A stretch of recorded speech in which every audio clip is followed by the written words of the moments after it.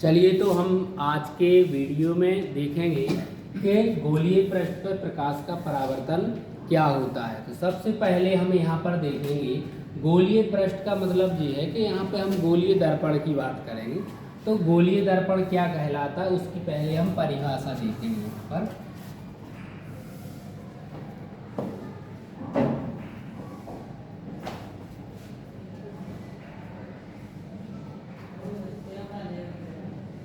तो देखिए गोलीय दर्पण क्या होता है। तो गोलीय दर्पण एक प्रकार का क्या है, चिकनी सतह। गोलीय दर्पण वह है दर्पण जिसका परावर्तक पृष्ठ गोलीय होता है, वह है गोलीय दर्पण कहलाता है। तो गोलीय दर्पण की परिभाषा क्या है, वह दर्पण जिसका परावर्तक पृष्ठ वह कहलाता है कि जैसे हम किसी दर्पण के अगर सामने खड़े होते हैं तो जिस तरफ से हम अपना चेहरा देखते हैं दर्पण का उस पृष्ठ को हम क्या बोलते हैं, परावर्तक पृष्ठ। जैसे मान लो कि एक ये दर्पण है, ठीक है, और इस तरफ क्या है, इस पे पॉलिश की हुई है। हम क्या करते हैं कि दर्पण जब बनाते हैं तो एक कांच की हम पट्टी ले लेते हैं, उस पर हम क्या करते हैं, पहले चांदी की एक पतली परत की पॉलिश करके और उसके ऊपर हम कोई गहरा पेंट कर देते, गहरे रंग का कोई हम पेंट कर देते, जिससे वो हमारी जो चांदी की पतली परत होती है वो ढक जाती है। अब हम क्या करेंगे, जैसे हम अपना चेहरा इस तरफ से देखते हैं तो जिस तरफ से हम अपना चेहरा देखते हैं या प्रकाश का परावर्तन होता है उस पृष्ठ को हम क्या बोलते हैं, परावर्तक पृष्ठ बोलते हैं। तो यह तो एक प्रकार का समतल दर्पण है। हम बात कर रहे हैं किसकी, गोलीय दर्पण की। समतल दर्पण के बारे में हमने पिछले वीडियो में आपको बताया है, तो वो आप देख लेना उसमें। तो जी गोलीय जो दर्पण होता है उसका परावर्तक पृष्ठ कैसा होता है, गोलीय। जैसे हम चित्र के माध्यम से अगर इसको हम समझें, मान लीजिए कि गोलीय पृष्ठ आपका ऐसे भी हो सकता है,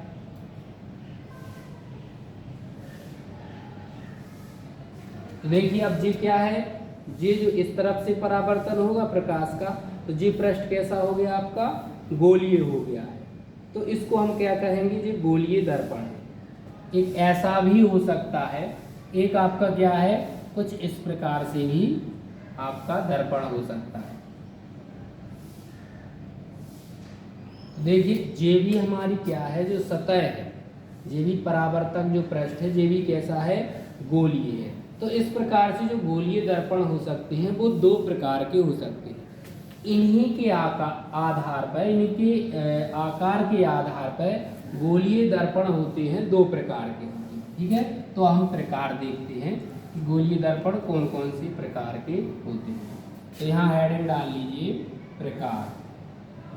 जी साथ में आप क्या करें, अपने पढ़ने के लिए नोट्स भी बनाते चलें, क्योंकि जी जो परिभाषाएं हैं वो सरल तरीके से हैं।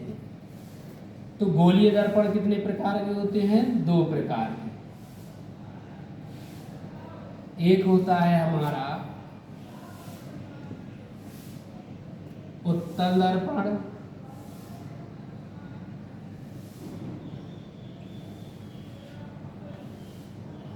और दूसरा प्रकार जो है हमारा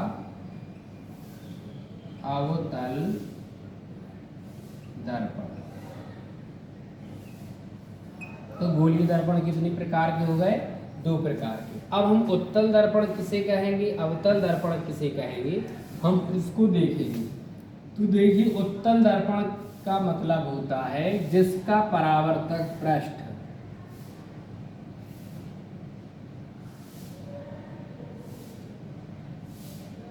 जिसका परावर्तक पृष्ठ कैसा होता है, उभरा हुआ होता है। तो हम इसकी परिभाषा लिख सकते हैं,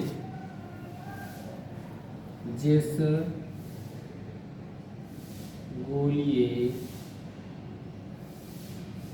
दर्पण का परावर्तक पृष्ठ ओहरा हुआ होता है, उत्तल दर्पण कहलाता है। देखो आप चित्र के माध्यम से भी समझ सकते हैं कि ये हमारा क्या है, उत्तल दर्पण है और इसका जो परावर्तक पृष्ठ है वो कैसा है, उभरा हुआ है।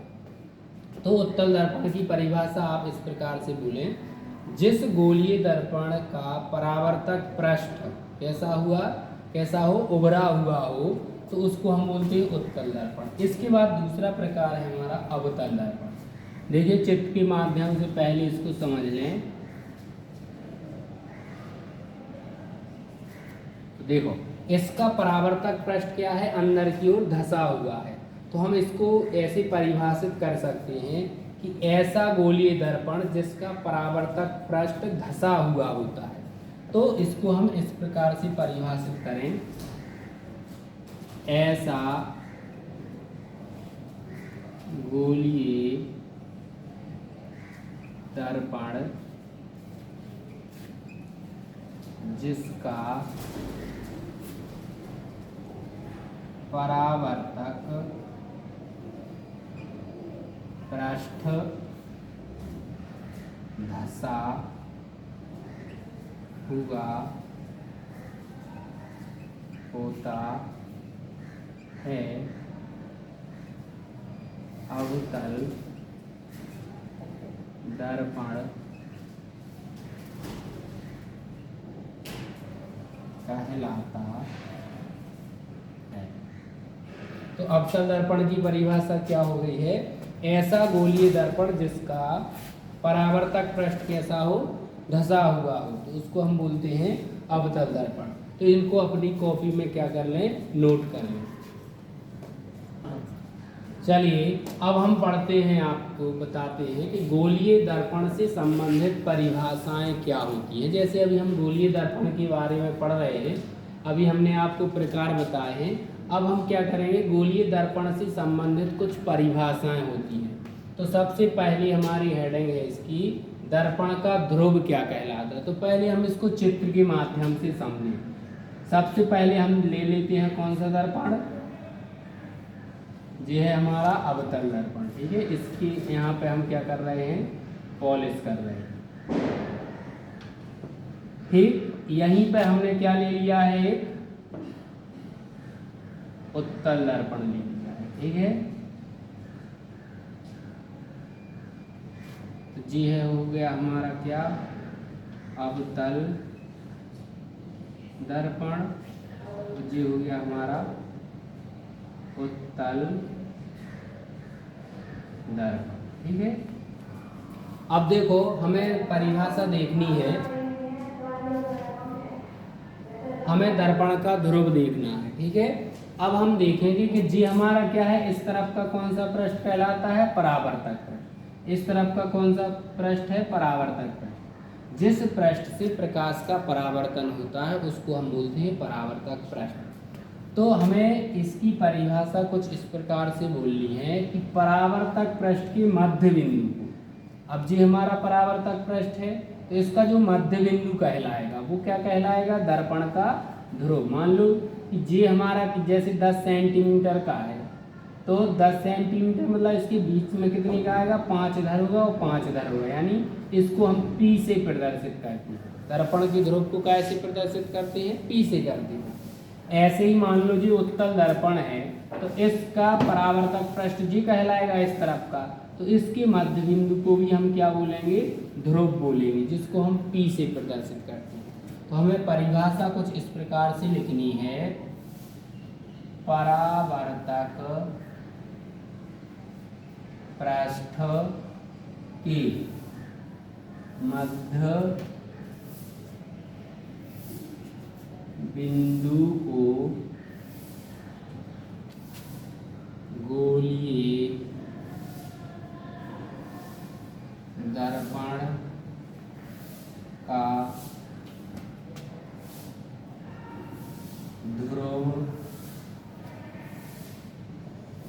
कहते हैं। इसे P से प्रदर्शित करते हैं। ठीक है, तो ये हमारा क्या हो गया, दर्पण का ध्रुव हो गया। इसके बाद आता है क्या, वक्रता केंद्र। तो दूसरी हेडिंग क्या रहेगी हमारी, वक्रता केंद्र।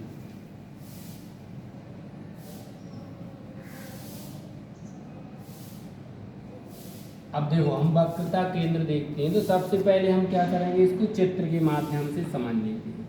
मान लो कि जी हमारा क्या हो गया, अवतल दर्पण है, और जी क्या हो गया हमारा, उत्तल दर्पण। जी अपनी साथ में कॉपी में भी नोट करते जाएं, ठीक है।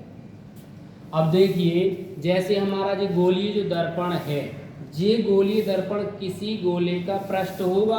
अगर हम इस गोले को पूरा करें तो कुछ गोला हमारा इस प्रकार से बन जाएगा, ठीक है। अगर हम इस गोले को भी पूरा करें तो जी हमारा एक गोला बनेगा। तो हमारा जो गोलीय पृष्ठ है, ठीक है, वो जिस गोले का भाग होता है, भाई जैसे क्या है, ये हमारा गोलीय पृष्ठ है, ये इस गोले का क्या हो गया, एक भाग हो गया। तो जी गोलीय जो पृष्ठ है या जो गोलीय दर्पण है, जिस गोले का क्या है, एक भाग होता है, उस गोले के केंद्र को ही हम क्या कहते हैं, दर्पण का वक्रता केंद्र कहते हैं, ठीक है। ऐसे ही हम इसका अगर हम गोला पूरा करते हैं तो इसका गोला इस तरफ बनेगा। तो जी क्या है, किसी गोले का क्या है, एक भाग है, तो उस गोले के केंद्र को ही हम कहते हैं क्या, दर्पण का वक्रता केंद्र, जिसको हम कैसे दर्शाते हैं, C से दर्शाएंगे यहाँ पर, ठीक है। यहाँ हम P पहले ही हम आपको बता चुके हैं कि परावर्तक पृष्ठ का मध्य बिंदु क्या कहलाता है, P कहलाता है। तो अब आप परिभाषा क्या लिखेंगे कि गोलीय दर्पण, यहाँ लिखना है परिभाषा में, गोलीय दर्पण जिस खोखले गोले, क्या है, खोखले गोले का भाग होता है। गोलीय दर्पण जिस खोखले गोले का भाग होता है, उस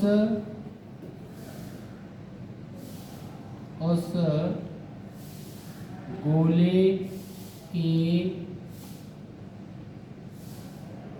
केंद्र को गोलीय दर्पण का वक्रता केंद्र कहते हैं, ठीक है। जिसे हम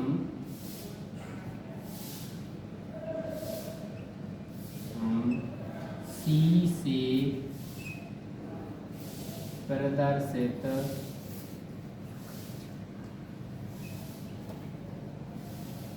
करते हैं, ठीक है। तो वक्रता केंद्र की परिभाषा कुछ इस प्रकार से है कि गोलीय दर्पण जिस खोखले गोले का भाग होता है, उस गोले के केंद्र को गोलीय दर्पण का वक्रता केंद्र कहते हैं। इसे हम C से प्रदर्शित करते हैं। तो जी आप नोट कर लें। अब देखिए अगली हेडिंग जो है हमारी, वक्रता त्रिज्या क्या कहलाती है। इससे पहले हमने क्या पढ़ा है, वक्रता केंद्र आपको बताया था कि वक्रता केंद्र क्या कहलाता है। तो इसका चित्र पहले हम देख लें। जी हमारा क्या हो गया, कौन सा दर्पण हो गया, अवतल दर्पण। तो हम पढ़ चुके हैं, सबसे पहले हमने ध्रुव की परिभाषा पढ़ी हुई थी, फिर हमने क्या बताई आपको परिभाषा, वक्रता केंद्र की। तो यहाँ पर हम मान के ये चलते हैं, या तो हम सीधी सी परिभाषा इसको कह सकते हैं कि वक्रता केंद्र और ध्रुव के बीच की दूरी को हम क्या बोलते हैं, वक्रता त्रिज्या बोलते हैं। या इसकी हम परिभाषा कह सकते हैं कि गोलीय दर्पण जिस खोखले गोले का भाग होते हैं उस गोले की त्रिज्या को हम क्या बोलते हैं, वक्रता त्रिज्या बोलते हैं। भाई जी जैसे गोलीय पृष्ठ है, ये किसी खोखले गोले का भाग है तो उस गोले की त्रिज्या भी होगी, तो उस गोले की त्रिज्या को ही, किस गोले की त्रिज्या, जिस गोले में से इसको क्या किया गया है, काटा गया है, तो उस गोले की त्रिज्या को ही हम गोलीय दर्पण की वक्रता त्रिज्या कहते हैं, जिसको हम r से प्रदर्शित करते हैं। ठीक है, तो इसी प्रकार से हम वो भी बना सकते हैं, कौन सा, उत्तल दर्पण बना लें। ठीक है, तो जी इसका क्या हो गया, P हो गया, जी यहाँ क्या हो जाएगा हमारा C। तो इसके बीच की जो दूरी कहलाएगी, इन दोनों के बीच की जो दूरी है वो क्या कहलाएगी, वक्रता त्रिज्या, जिसको हम काय से दर्शाते हैं, R से। तो इसकी परिभाषा हम लिखते हैं, गोलीय दर्पण जिस खोखले गोले का भाग होता है, गोलीय दर्पण जिस खोखले गोले का भाग होता है उस गोले की त्रिज्या को गोलीय दर्पण की वक्रता त्रिज्या कहते हैं, जिसे R से प्रदर्शित करते हैं। ये होगी हमारी क्या, वक्रता त्रिज्या की परिभाषा। इसके बाद अगला है हमारा क्या, अभिलंब। चौथी हेडिंग हमारी है अभिलंब। ठीक है, अभिलंब को हम क्या है, अब इसको पहले बना लीजिए आप। ठीक है, इसके बाद हम इनको साफ करें।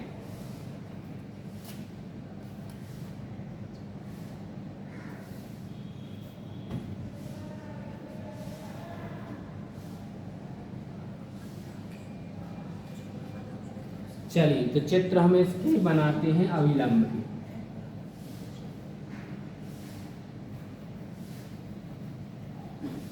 अब देखिए अभिलंब क्या क्या है, तो पहले हम क्या करते हैं, चित्र के माध्यम से ही हम इसको क्या कर लेते हैं, समझ लेते हैं।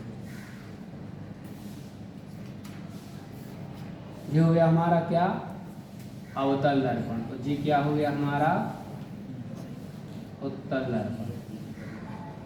तो हमें पता है कि यहाँ पर क्या होता है, ध्रुव होता है, यहाँ पर क्या होता है, C होता है, वक्रता केंद्र होता है।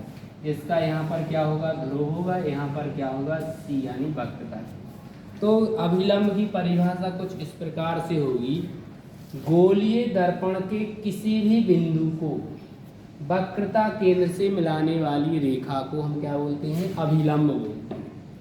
गोलीय दर्पण के किसी भी बिंदु को वक्रता केंद्र से मिलाने वाली रेखा, जैसे मान लो कि एक रेखा हमने कहाँ से खींच दी, यहाँ से खींच दी, तो अब यहाँ इस बिंदु को जे रेखा क्या कर रही है, वक्रता केंद्र से मिला रही है, तो फिर जे क्या कहलाएगा, इसका अभिलंब कहलाएगा। ठीक है, या इसी को हम मुख्य अक्ष भी कह देते हैं।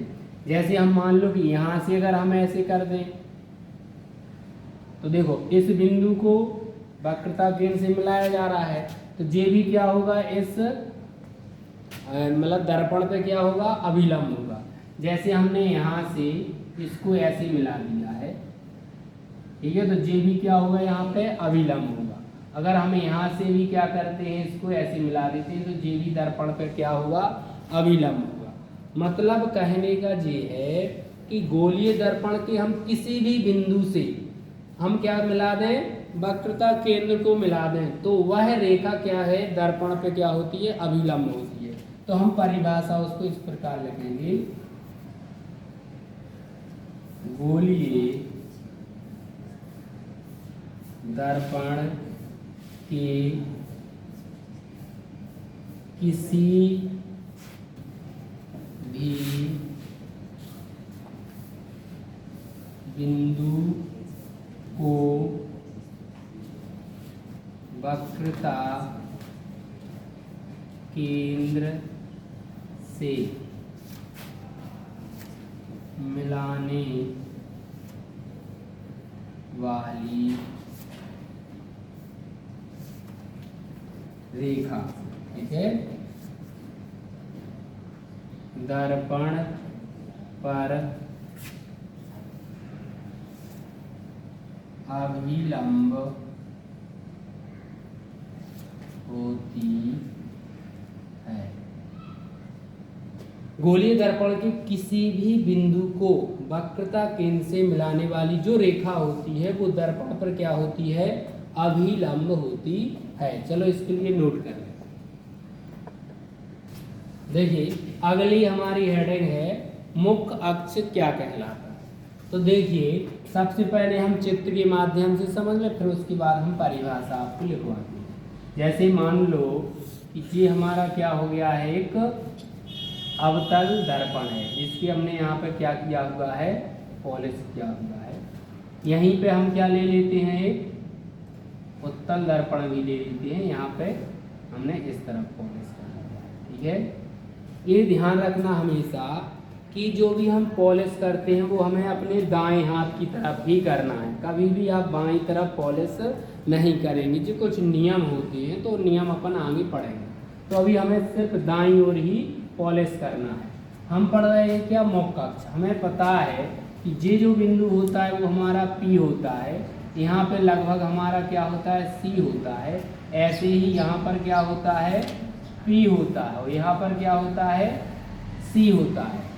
तो मुख्य अक्ष की परिभाषा कुछ इस प्रकार है, वक्रता केंद्र और ध्रुव से होकर के जाने वाली एक सीधी रेखा। वक्रता केंद्र और ध्रुव से होकर के जाने वाली एक सीधी रेखा को हम क्या कहते हैं, मुख्य अक्ष कहते हैं। जैसे ये हमारा वक्रता केंद्र है और ये हमारा क्या है, ध्रुव है। तो इससे अगर कोई एक सीधी रेखा हम ऐसे खींच देते हैं, ठीक है,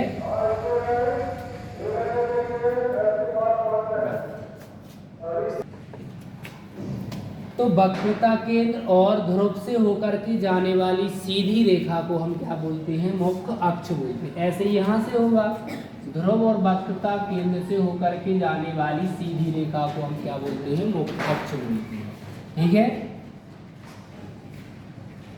ऐसी रेखा जो वक्रता